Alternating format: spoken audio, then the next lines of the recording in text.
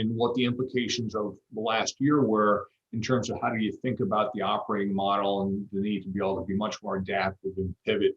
One of the past participants used a really brilliant term. He said, you need to constantly keep your knees bent, always ready to move and pivot based on what's happening this morning or tomorrow morning.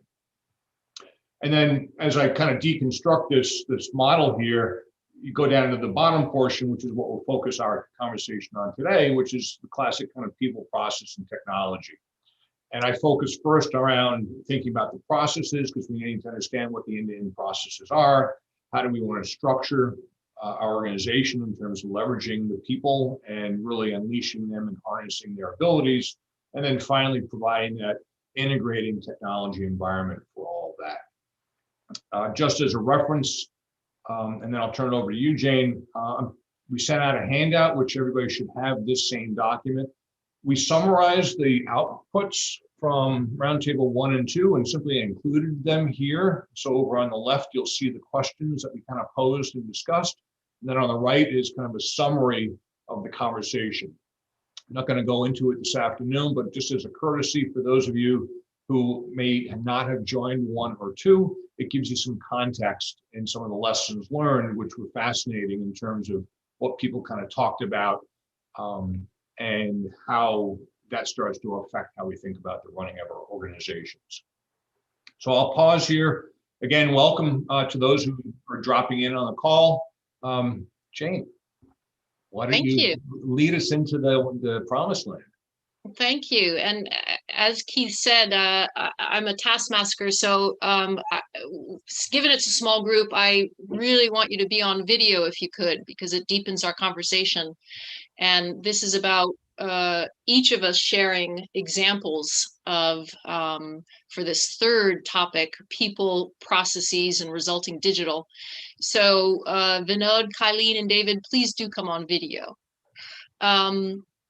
Today links to what we started to discuss last time, in that the operating model, the members immediately went to the human leadership aspect, in that given data and customer and digital is forcing us to deliver and change the way we deliver, we need to be aware of those within our companies who are resisting change, as a lot of the members said they were, and figure out how to address those hesitancies and streamline basically the way we always did it, and encourage them to adapt. So it's perfect that today we're talking about people. And you saw the 2 questions we sent out beforehand. Based on shifts in the operating model, how are you prioritizing and changing your priorities going forward? And before calling on David Matthews, I will share one client example in a SMB, a small and medium business, had to shift from their traditional way of delivering. It was a manufacturing company, and instead of having sourcing look at the Excel spreadsheet and then operations assume it's going to be there, and then the distribution partners knowing it's going to be there, because it was changing so much, they had to have these 3 become a new team, which, yes, what it meant week to week was you 3 are going to meet weekly and you have to agree on these 3 priorities. And it meant they had to say no to certain clients, they had to increase some costs, and each of the members was uncomfortable with that. It's a human example, a logistic practice example, but I think that's often underlying the resistance to change that we're seeing. So David Matthews, are you here? And do you want to share an example of how you're changing your priorities? I'm going to wait a long 5 seconds to see if he clicks off mute.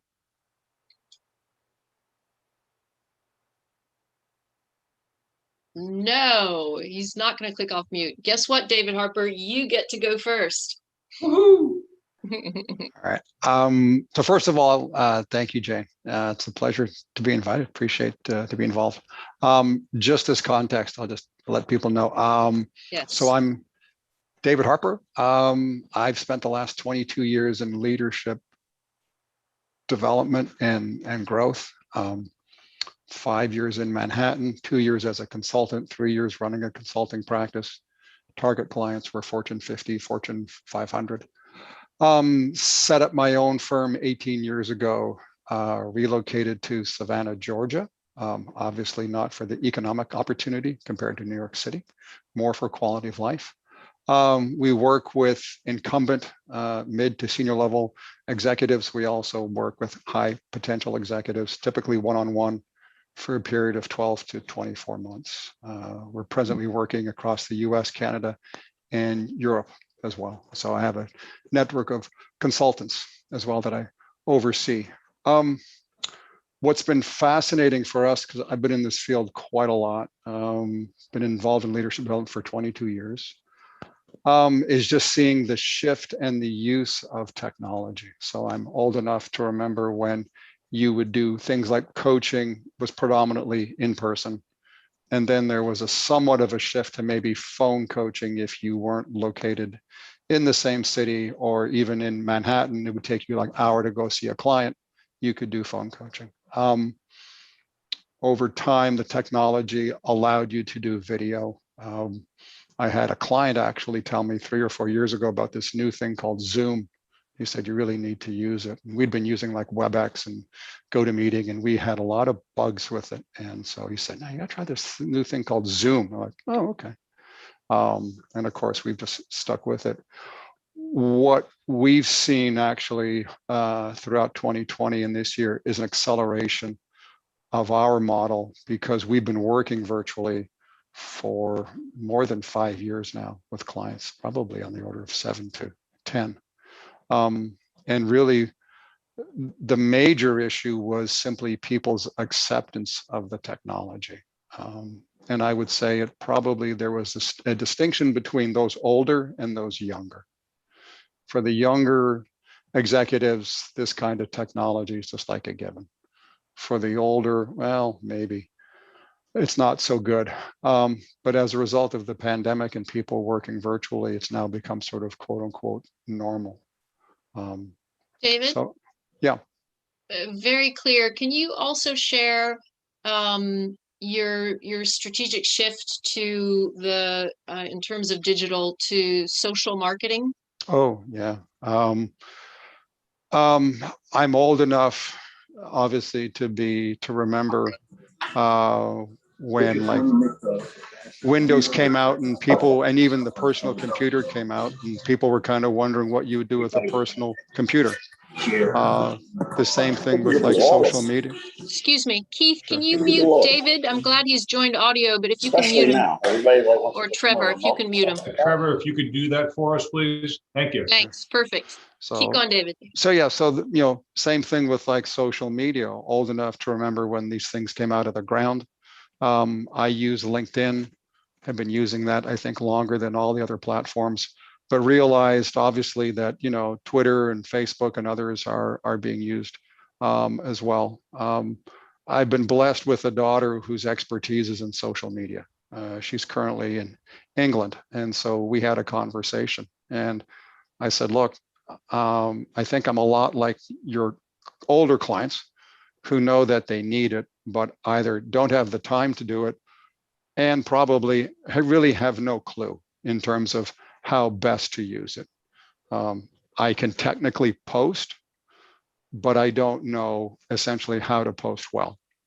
I don't know how to micro target on Facebook. And what's fascinating is, as maybe, you know, some of the people, if not all people know, if you want to target blue-eyed 27-year-old women who love to surf on Fridays, you can target them.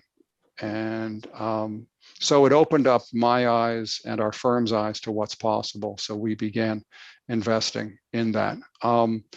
It's interesting, maybe it's purely coincidental, but now we're receiving inbound unsolicited inbound inquiries from clients in Europe, sizable clients in Europe, global corporations saying, hey, we found you online. We see that you do like leadership development. We'd love to, talk with you.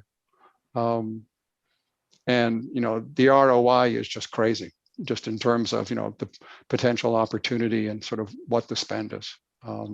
So David, let me jump in. I have a kind of a pointed question as you kind of describe your business and your business model. Sure. So as you're working obviously with scores of different clients, helping coach and develop their leadership skills. Yeah. I'm curious in those dialogues, what's changing for those executives with regards to how they're now interacting with people? Because we used to live in a world that managers interacted face-to-face, warm body to warm body in rooms to develop that rapport, that relationship.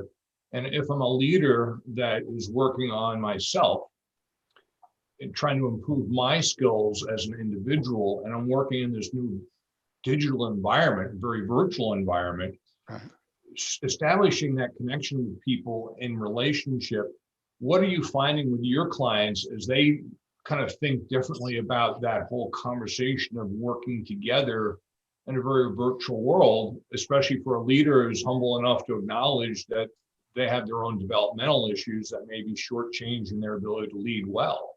Yeah, it's a great question, Keith. We've seen for those leaders that do it well, it's become a much more deliberate approach in terms of engaging others and having to check in on people on a more regular basis.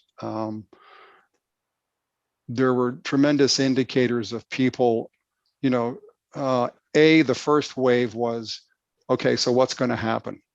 When the pandemic broke, what does that mean for us? What are the implications? Leaders having to, to communicate frequently, even if they didn't know, of just continuing to stay in touch. Then as it became more clear, then it's like, okay, so what will the future look like going forward?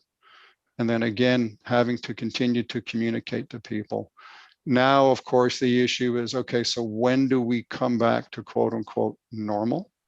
And what is normal? And who gets to decide and define that? Is it something where we're going to engage employees and give them the option to determine if they come back, how often they come back, when they come back? Is that going to be a corporate mandate? And so because you don't have, like under a typical situation, the capacity to just sort of gather people together, in the team room or, conference room and have a conversation about it, it's requiring executives to be much more deliberate about hosting meetings, communicating frequently, even if it's one way. People want to know that their leaders are concerned about them, but also they want to know, okay, so what's next? Where are we going? And leaders need to fill that void. And that's been the biggest challenge, particularly with the pandemic, is at first they had no clue. But it still didn't preempt them from having to engage people. And so setting up regular check-ins, setting up group meetings via Zoom or Teams or whatever platform that they have. So it's kind of interesting listening to that. And I wonder too, is, there's a cultural shift that I'm seeing a little bit more happening as a result of the virtual workplace, where leaders are being forced into thinking about activity and tasks versus deliverables, and being able to let go of, well, are you working now? It's 3 o'clock in the afternoon, are you working? Right. Versus you have a deliverable tomorrow morning. So if you don't work today, as a leader, I'm okay with that, as long as you're going to work tonight to get whatever has to get done. So there's this cultural aspect that I'm discovering that is starting to inform our thinking about virtual working. So if I want to be a command and control leader and want to see my people banging away at their keyboards, doing stuff, having meetings, then I'm in that kind of old paradigm and I need people around. But if I'm in a virtual paradigm, then I'm really forced to think about results and deliverables. Is that entering into the world of, because coaching people for results versus coaching people to do work are very different kind of models. Yeah, no, Before David answers, I want to, Sure. for David's benefit, I want to draw in Vinod and David Matthews. Vinod, can you come off mute and share your thought either on this virtual communication aspect or investment prioritization?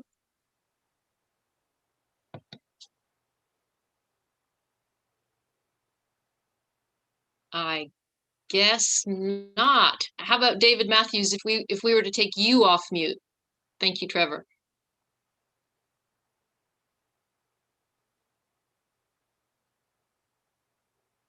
Trevor, have you taken David number 3 off of mute?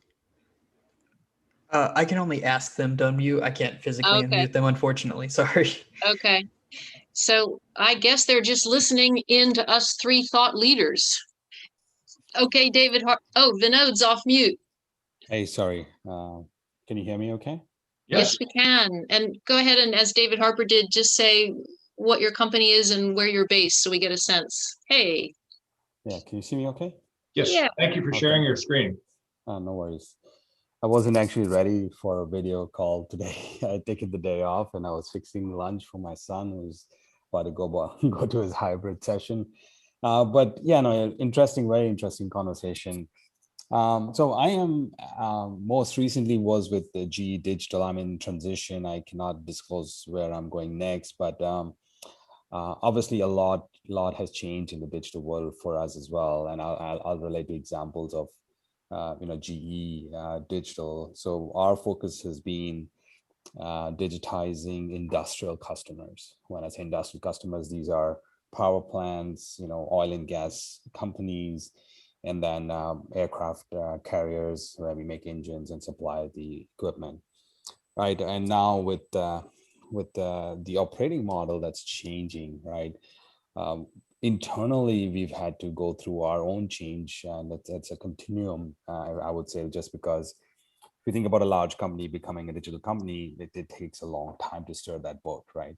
So that's one internal change, and then advocating to our customers why they need to adopt a different way of working has been, a change management, I would say people management challenge as well, right? So in my role, I did a lot of advisory stuff, both in my past experience with Accenture and then with GE Digital as well, where I would basically visit our customers and understand their problems to see what would really add value to them by adopting digital, and how do you change, I wouldn't say cultures, but behaviors of individuals to adopt digital, right? So my change management one-on-one training always taught me that don't go about changing cultures because cultures are determined by the behaviors that people emit, and then the behaviors are influenced by what they're incented to do. Sure. So if you go a reverse direction, you have to first look at the metrics that people get measured by and what get published, and is that the metric that even matters today in the change world, right? Or are they just doing that just because that's what is set in place, right? So if you come at it from that angle, you look at what people measure today, and is that really adding value? If not, how do you help them realize what that metric should be that will really give them value, either in their role, in their peer group, or as a company as well, for adding more value? Could you share a couple of examples? I'd be curious to hear as you think about, and I love the notion of kind of backing into it. Completely agree that metrics drive behavior. What are some of the metrics that you've identified that need to change to get the behavior, the culture, and finally the results that are consistent with a digital environment? Right. So simple things like when you stand up a digital software organization, and we came from being a big industrial company, a simple way that we measure productivity is, hey, how many releases are we doing? And how many products are we putting out per cycle, if you will. So let's say in a quarter, how many releases are we doing? How many products are we putting out? So that was a common measure that was being used. And people just basically took that, hey, we need to get things done as fast as possible, as many as possible, right? In terms of volume, so then that metric looks good. But now you also have to look at, are you really making money? Are you really making money by putting that many? And sometimes it just causes confusion, right? So now put another metric along with that is, let's calculate the cost to get that release out. And then let's look at our go-to-market pricing. Does that still make sense? So you're putting out, 20 releases in a quarter. I wouldn't say 20, maybe, 5 releases in a quarter, but the cost to get them out there is significantly higher than putting 1 release out there a quarter. Right. So that completely changed the dynamic. And, if you think about a normal, brick and mortar company like Procter & Gamble or GE would always have that metric. How many units can I get out? Right. So that's always been ingrained, that the more number of units, the better I'm performing. Right. Yeah. Well, there's this whole notion of volume denotes lower cost, right, and higher margins. But if you step back and ask some different questions like customer profitability, product profitability, acquisition cost, and then even post-sales costs. So I could have made money on a sale, but as a result of selling to that very quirky customer, there's a lot of hand-holding, a lot of post-sale customer service or engineering support, whatever it might be, which was not figured into the original cost model. And now suddenly what was a profitable sale has now resulted in a longer term cost sink to keep customer satisfaction where you need it to be. To complement that, and to complement Vinod, because I just today was interviewing an ex-GE spinoff, and their processes have evolved where their manufacturing and the sale of the actual equipment generates very low profit. It's the service post-sale contract that generates, it was 65% of that plant's profit. So, and we also spoke, Vinod, about metrics and how the metrics in service are very different from the manufacturing metrics. And yet the culture has for years focused on the manufacturing metrics. So that they're having to publicize. And when I run the workshop, it's going to be as basic as, could you in sourcing, cite the service metrics that allow your plant to pay your salary? So I think those are really great points. And it always brings up fundamental questions as, are you a services company? Are you a product company? What's your core competency, right? Secondly, are you ready to disrupt yourself, right? So a classic struggle for me was, we're building this great digital solution for our customers and selling it, let's say, to a power plant or power company. Now, our legacy business, power business, has sold this massive turbines or multiple turbines to these customers who have 25, 30-year service contracts with us. Now, our digital solutions are actually helping them reduce the service and the spares that they will need, right? So we are disrupting that model, and it becomes very difficult for the business function to accept that, saying, hey, why are you coming in and disrupting my service contract? But if we don't do it, our competitors will come in and do it anyway. Right. So I think that becomes a big internal struggle and also a great challenge to take on. So that's a great example. I appreciate you sharing kind of the walking backwards from that and really focusing on metrics. And I just wrote down, I think it's a brilliant statement. Are you ready to disrupt yourself? Because if you don't, your competition will. David Matthews, I don't know if you're still able to jump in here. I'm curious to hear from you with regards to this topic.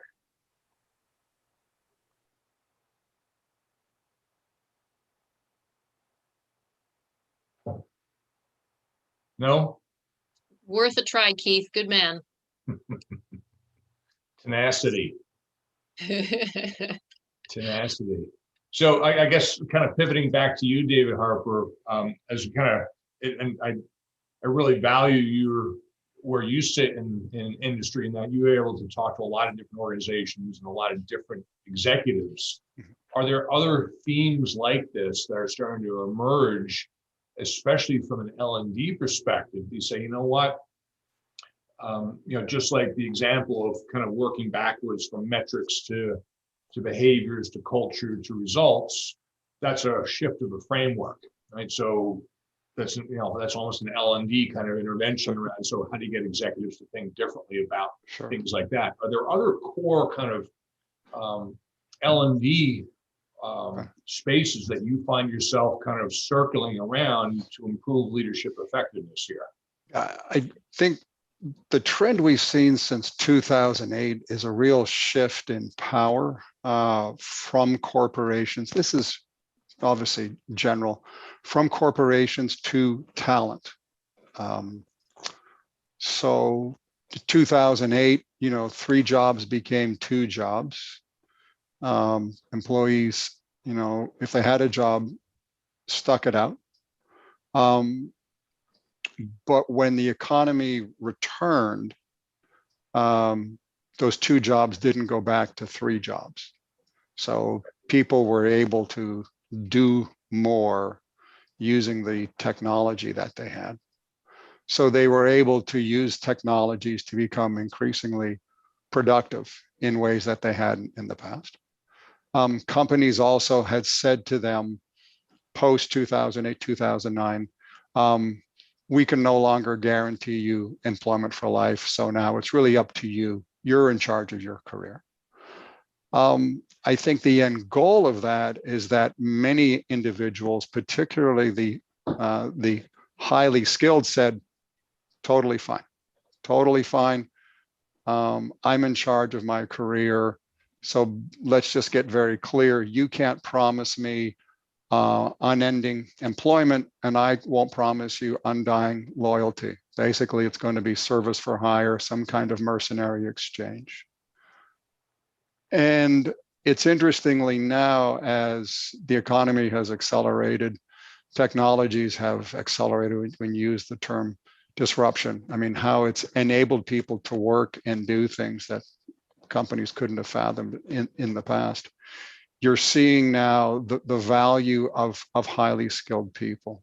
And there's sort of this exchange of talent on LinkedIn, for example, where the most valued are, it's an easy way now for anyone to access great talent. You can contact them via LinkedIn. It's not like in the old days where you had to pick up the phone or knew like a headhunter. And so there's a scarcity of talent, which you hear companies saying. And I think what we'll see from the pandemic, it's interesting. I've seen a lot of conversation around, what companies will want to do about going back to the workplace, as if it was the company's choice. I believe over time, it's going to be dictated by those that are most talented. So if I'm a very talented person and looking for a job, one of my questions to you will be, so how many days a week can I work from home? Or can I work from where I choose to? And I don't believe, there are some major employers who may have that kind of leverage, but many of them, I think I saw the CEO of Allstate saying, they expect to cut their footprint by 60%. That's huge. Now, granted, it's a different business. It's services and claims, but that's monstrous. I mean, it's just absolutely huge. So I think what's problematic, I think, for a lot of the older generation, and I put myself into that category, is they get very frustrated when they see sort of talent, I wouldn't say dictating terms, but simply saying, look, this is what I want. And if you can't give it to me, that's fine. Could you delve a little bit in? I'm curious this notion of the skill set for these kind of high potential folks. And I break kind of skills into a couple areas and invite you to whatever your approach is, but certainly you've got kind of the business IQ skills, you've got leadership skills, and you've got kind of skills in a subject matter area, right? So I'm a security expert, I'm a claims adjuster, whatever that is. Right. What are the skills that really kind of bubble to the top to be part of that smaller community that will be dictating how work will be done? So just to add to what you're saying, I think skills is the currency for most workers these days. It's not tenure. To some extent, it's expertise, but what we're seeing more and more, I'm fond of saying tattoos and body piercings will become normal when HR has tattoos and body piercings, right? And it's the same thing with people who've changed jobs, every 2 or 3 years. It used to be like a stigma, like, wow, you're not, you're jumping. Now it's no longer a stigma. It's like, so long as you can show the skills that you've acquired, and if you have now a multiplicity of skills because you've gone from this job for 2 and 3 years, then you went into a different job or a different function and you acquired those skills, that's incredibly attractive to most employers. Now, are those skills technical skills? Like it all depends. I mean, it's truly a function. Now, obviously, for leadership positions, depending upon the level, obviously, it's the interpersonal skills, what they would say, the soft skills. You've got to have the business acumen. I mean, you can be a nice person, but if you don't know how to run a business or run your function, it's game over, right?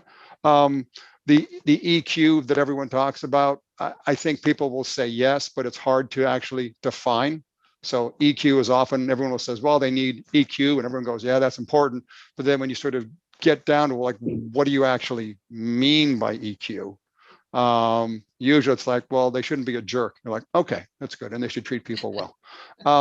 I think one of the big skill sets that is often overlooked is the ability to actually build talent, so that the talent building function doesn't reside within a department.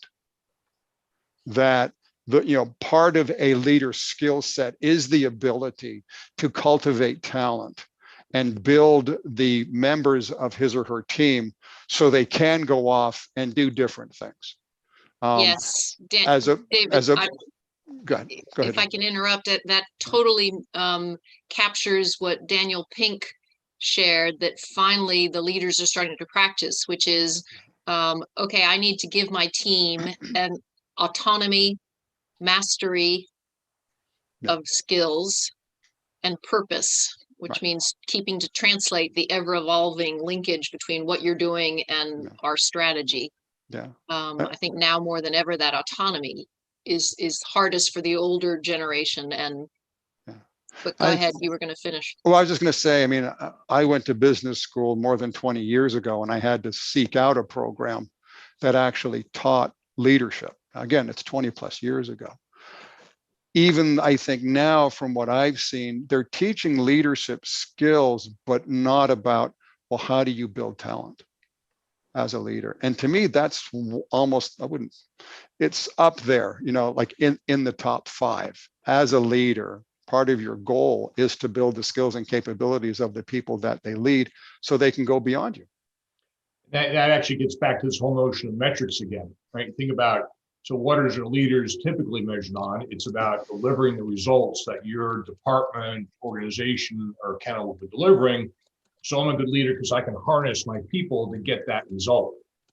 If, however, there's a different or an additional metric, as Vinrod, you were kind of alluding to earlier, and said now we have an additional metric with regards to, I'm building capacity within my organization. Mm-hmm.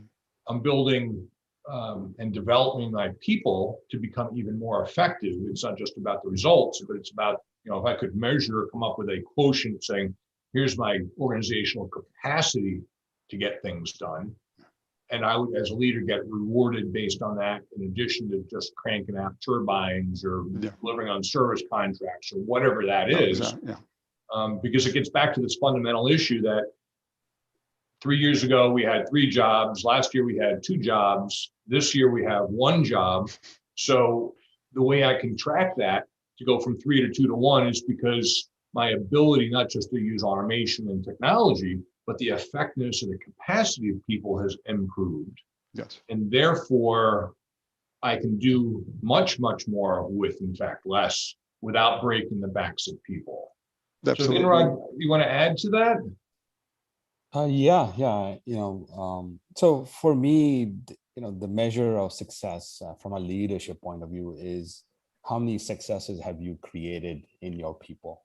So that's always a great measure to me. So when I interview people who will lead people, I want to know how many promotions they've effected in their teams, how they've helped people move to different roles in different organizations as well, or within the organization.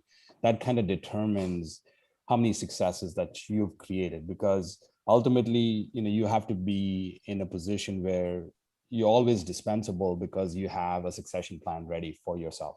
That's the only way you can move ahead. But then you have to make sure the people you have below you or with you are, I would say, built leaders. So that's one aspect of, a great leader. And the other thing I recently posted on LinkedIn, I received this from a ex-boss of mine. And it said that a poor leader is the one who sacrifices people for numbers, and a great leader is somebody who sacrifices numbers for people, especially now during COVID. It's so relevant, right? I mean, how many businesses are impacted, and there's so much pressure to reduce cost, and then the easiest way is to take out FTEs, right? So how many leaders will think about different ways of changing the metric, and because of the conditions, and then making sure that the team, valuable team, is intact, right? Yes. So I think that becomes a great thing. And then the third part is just a skill, right? I mean, like David, you were mentioning, I think today a great skill to have is, how do you minimize your screen time in meetings, right? So my wife recently joined a company, and they have meetings to plan for meetings, right? So it's crazy, because then your productivity time starts after 5 p.m. because you're in back-to-back meetings where you're really discussing about future meetings or things that need to get done, but you really start working after 5 p.m. and then your day is consumed by working till 9, 10 p.m. So in today's environment, I think a leader is, how do you minimize that screen time, but making sure that whatever screen time is there or meeting time is there is really effective and is precise and concise, right? I think that's a great skill to have during this time. Yes, and Vinod, before I ask you a quick question, because you represent digital skills, and before I ask you, within digital skills, what in addition or around those have you seen at your level got you your new job, or was an added necessary skill? Yeah. So I think, great question. I mean, there's a lot of jargon and there's a lot of buzz around hype, I would say, around digital, right? And everything becomes digital, and what is it? So people always ask me, so what is digital to you? What does it mean to you? And to me, it's nothing different than the .com era or any kind of hype cycle. You have to have focus on value. You have to have focus on value, and not only value, it has to be quantifiable value, right? So the way I work with my customers is, if I have to prove to them, hey, this is a great use case for you to experiment on with digital, I would say that let's not jump in, full throttle. Let's take a sample, let's take a data set, or let's take a small, business unit or a few people and experiment. Let's quantify that model, saying, hey, if I'm going to help you improve your productivity or employee efficiency, let's define what that metric looks like today. What are the factors that influence that metric? And can any of our digital solutions impact those factors, which will ultimately result in the overall value gain, right? If you're able to prove that, then yes, that's what digital can bring to the table. And now you should be ready from a skills perspective to scale that really fast. So whether you're building centers of excellence or competency centers and farming it out to the business, any way you want it, right? So I think those are the things which really have helped me, saying, hey, let's have value focus, customer focus, quantifiable value, that have helped me kind of get to where I am. And then also from a future perspective, I'm not just talking technology. I'm not just talking, the whole people process technology. I also talk about the right leadership, the right vision as well. Yes, I like that. And how unusual and to be admired that a digital person says, no, let's talk in your language. your unit's performance and your metrics and see if digital helps, as opposed to I know it will. Yep. And given we only have 3 more minutes because we try to end at 45, I wanted to add to the question Keith posed about what are we rethinking. Another client realized that the silos weren't working anymore, and one I spoke to yesterday said, I come from an operations background, but this great company I just joined hired me to look at value stream. And there's nothing that better captures cross silo than value stream. And trying to get people to care about what the next link in the value stream needs has been emotionally difficult because everybody is overloaded. So stating the obvious, but I think it's a powerful picture of value stream, not just silo skill. And I want to add maybe one final closing thought. And David Matthews afterwards is offering to share after you go, Keith. Yeah. Oh, wonderful. So just real quickly, because I do want to hear from David Matthews, you know, he's coming up with some very pithy comments, is the notion of Agile. And Agile is a methodology that is typically used at a project level. And what resonated, Vinrod, with this comment you had made about, let's go do some experiments or test or capture data sets. That's in the spirit of Agile, right? Because Agile is about cranking the wheel real fast, about incremental testing and experimentation.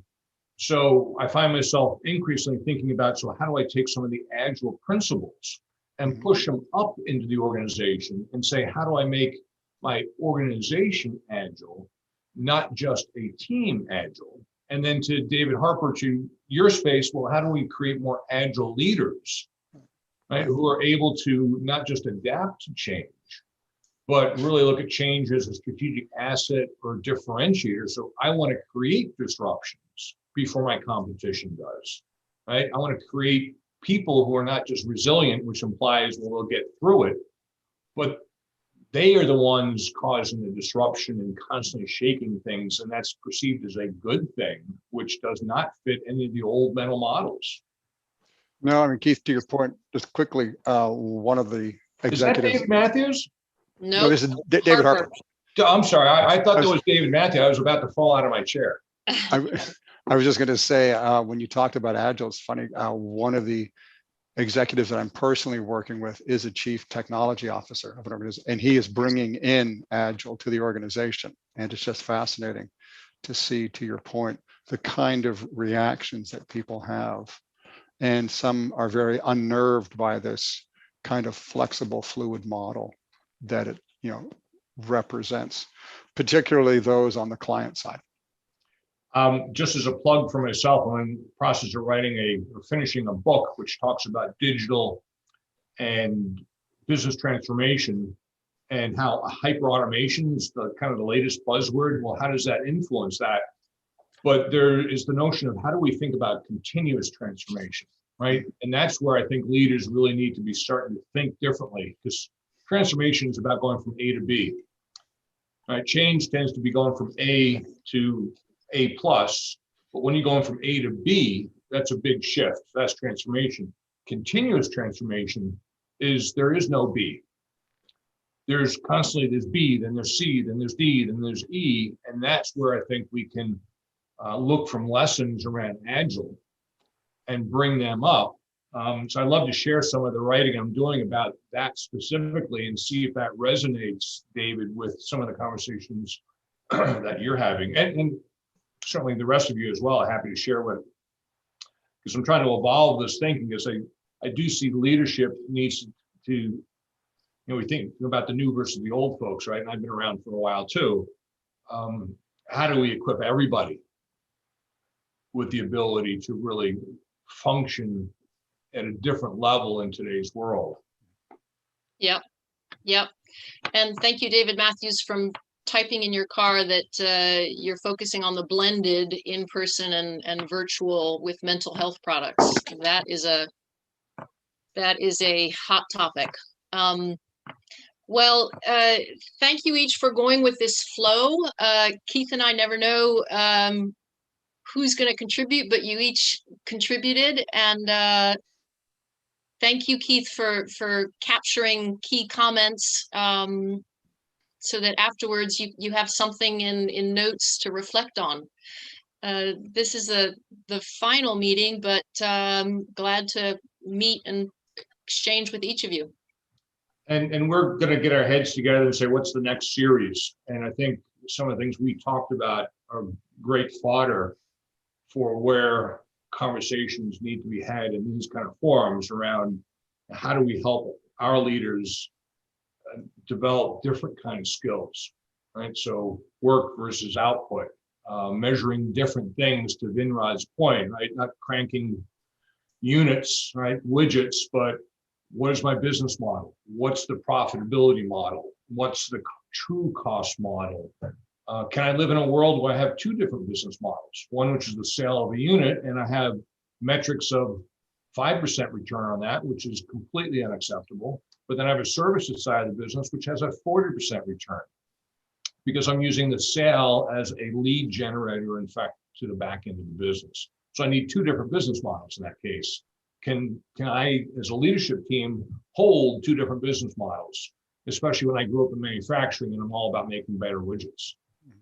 Yeah, it's multiple business models, especially if you're global. I mean, what you're talking about is two models for maybe North America, but then once you throw in other regions, it's completely different. Yeah. Vinod, good luck in your new job. Thank you. All right, Thank you, folks. everybody. Thank you for your participation. All right. Onward. Thanks very All much. right. Good luck. Take care, everybody. Bye. Bye-bye. Cheers.